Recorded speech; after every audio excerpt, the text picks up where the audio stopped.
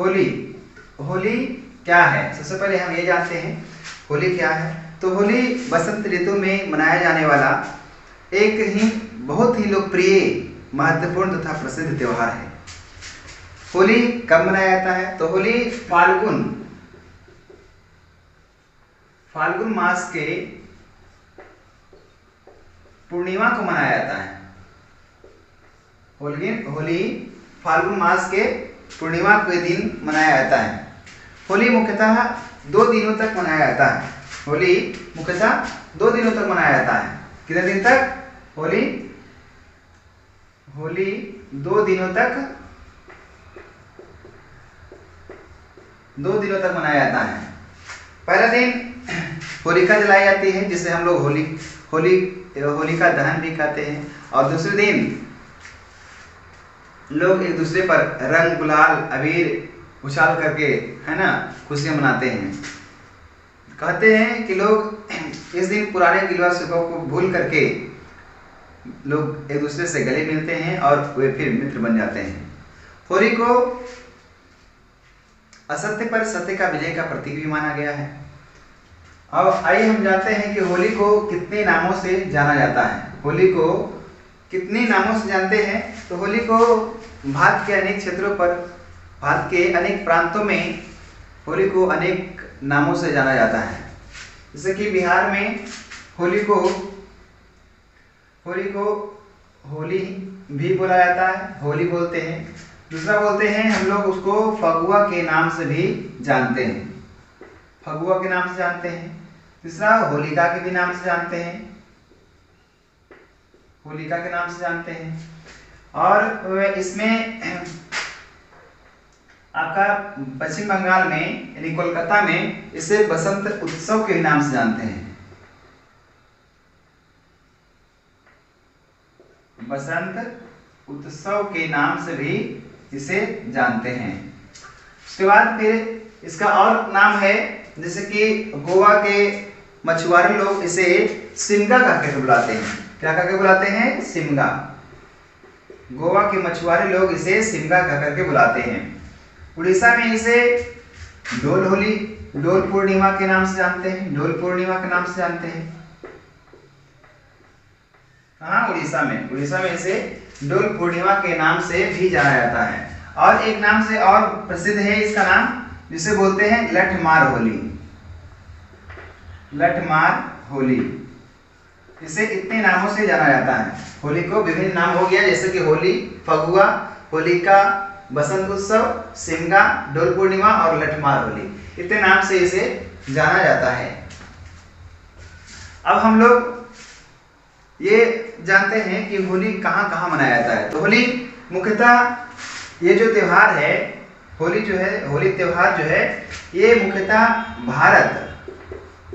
भारत और नेपाल में, कहाँ? भारत और नेपाल में मुख्यतः ये त्योहार मनाया जाता है और ये बहुत ही धूमधाम से मनाया जाता है। होली जो त्योहार है भारत और नेपाल में बहुत ही धूमधाम से मनाया जाता है। अब हम जानते हैं कि होली की उत्पत्ति कैसे हुई थी और होली की आरंभ कब हुई थी, किस तरह से हुई थी। तो होली की उत्पत्ति के बारे में हम आपको बताते हैं कि होली की उत्पत्ति जो हुई थी ना, इसके होली की उत्पत्ति के 2 पक्षों के आधार पर विभक्त किया गया है। होली की उत्पत्ति जो हुआ था, होली के आरंभ जो हुआ था, ये 2 पक्षों के आधार पर किया गया था। तो 2 पक्षों के आधार पर वो क्या है? तो पहला जो पक्ष है ना, वो उसको कहा गया है आर्यों के पक्षों के आधार पे। किसके पक्षों के आधार पे? आर्यों के।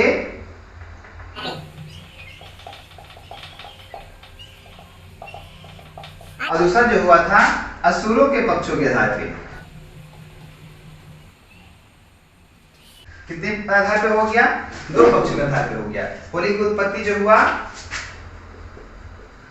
होली की उत्पत्ति है ना, होली की उत्पत्ति जो हुआ वह 2 पक्षों के आधार पे हो गया। एक आर्यों के पक्षों के आधार पे और दूसरा हो गया असुरों के पक्षों के आधार पे, है ना। ऐसा हम लोग जानते हैं।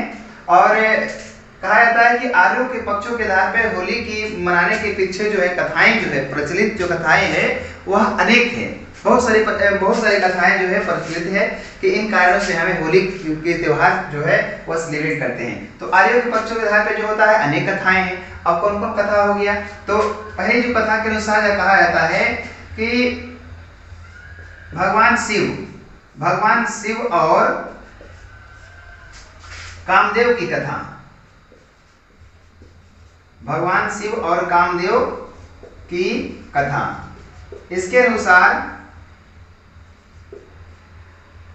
भगवान शिव और कामदेव की कथा, इसके अनुसार भी कहा जाता है कि होली की उत्पत्ति हुई थी और होली हम लोग उसी दिन से हम लोग सेलिब्रेट करने लगे हैं, है ना। होली की को हम लोग मनाने की शुरुआत उसी समय से हुई थी। दूसरी कथा के अनुसार कहा जाता है कि जब एक और कथा है, उसका नाम है भगवान कृष्ण और दूसरी कथा जो है भगवान कृष्ण और पूतना की कथा।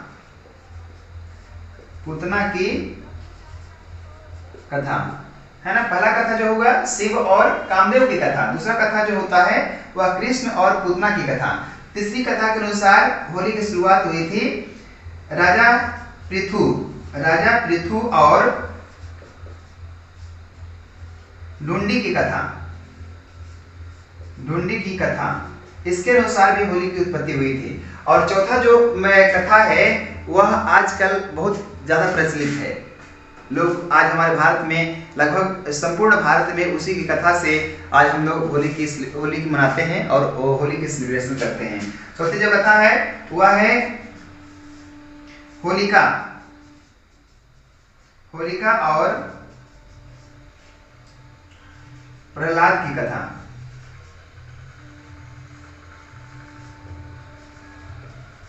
होलिका और प्रहलाद की कथा, इन चारों कथाओं से हमें यह प्रमाणित होता है कि होली की उत्पत्ति उस समय इन कथाओं को लेकर ही आरंभ की गई थी। और दूसरी कथा जो है ना, दूसरी कथा जो असुरों के आधार पर जो होली की उत्पत्ति हुई थी, ये हुई थी हिरण्यकशिपु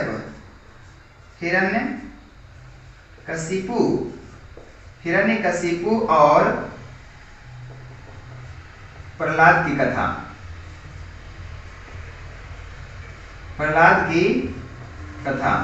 इसके अनुसार जो है ना, इसके अनुसार भी होली की उत्पत्ति हुई थी। ये आर्य कौन है, तो आर्य जो उच्च श्रेणी के जो लोग होते थे उस समय जात पात तो होता नहीं था, तो उस समय आर्य जो लोग थे ना, तो वो जो उच्च श्रेणी के लोग होते थे उन्हीं लोगों को आर्य समाज कहा जाता था। और असुर जो होते थे, जो नीच कास्ट के लोग होते थे, जो छोटे लोग होते थे, उसे असुर कहा जाता था। तो इन कथाओं से हमें यह प्रमाणित होता है कि होली की उत्पत्ति हुई है, होली की शुरुआत हुई थी और तब से हम लोग होली सेलिब्रेट करते आ रहे हैं। तो पहली कथा के अनुसार हम आपको आज बताना चाहूंगा। पहली जो कथा है वह भगवान शिव और कामदेव की कथा। भगवान शिव और कामदेव की कथा, इसके अनुसार कहा जाता है कि जब माँ पार्वती वह उनके मन में यह इच्छा थी कि हमारे विवाह भगवान शिव से हो, है ना। माँ पार्वती की इच्छा क्या थी? माँ पार्वती की इच्छा जो थी कि उनकी विवाह भगवान शिव से हो, है ना।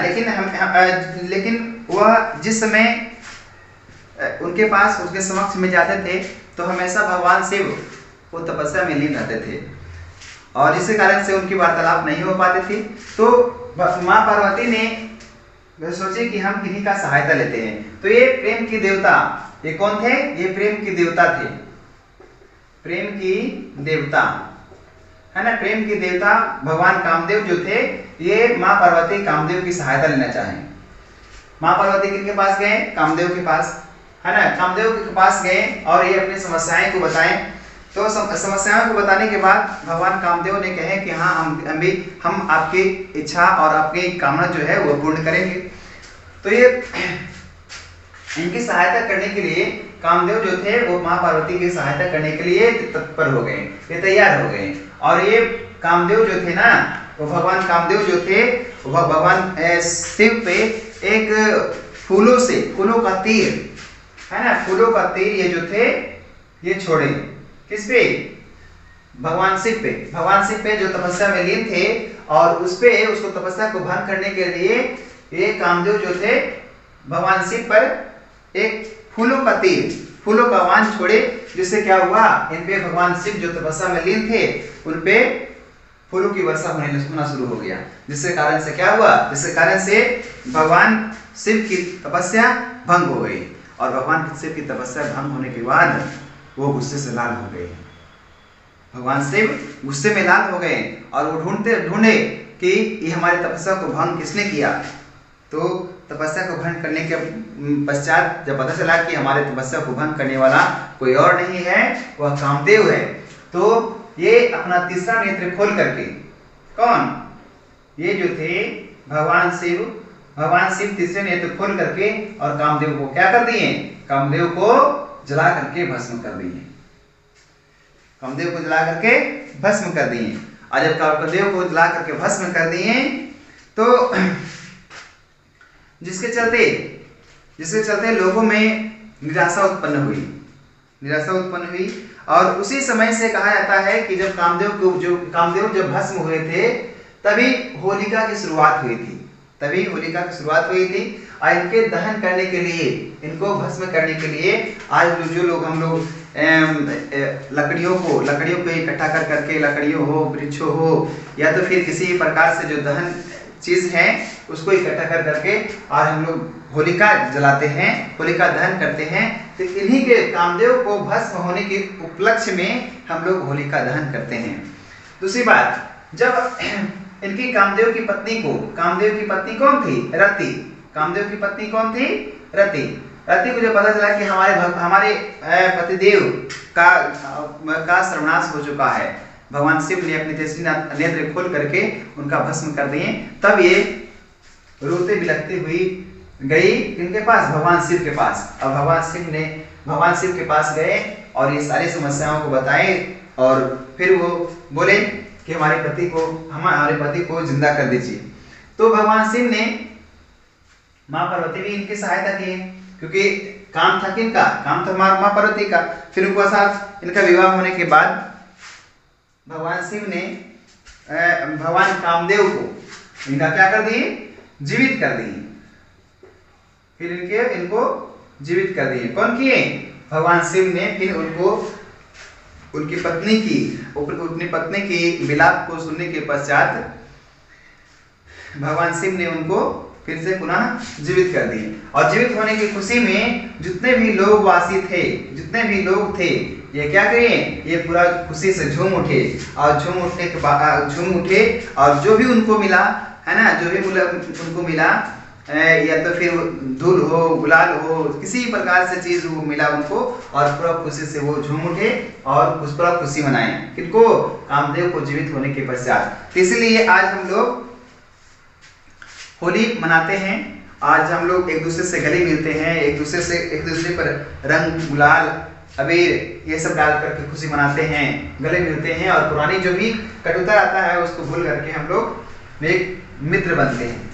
तो ये इनकी कहानी का, इस कहानी के अनुसार हम लोग आज होली मनाते हैं, होलिका दहन करते हैं और होली का आरंभ होता है।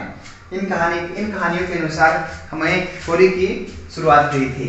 और ये जिस दिन मतलब कि ये कामदेव का भस्म किया गया था, वह फाल्गुन मास ही चल रहा था। उस समय कौन सा मास चल रहा था? कौन सा महीना चल रहा था? तो फाल्गुन मास चल रहा था।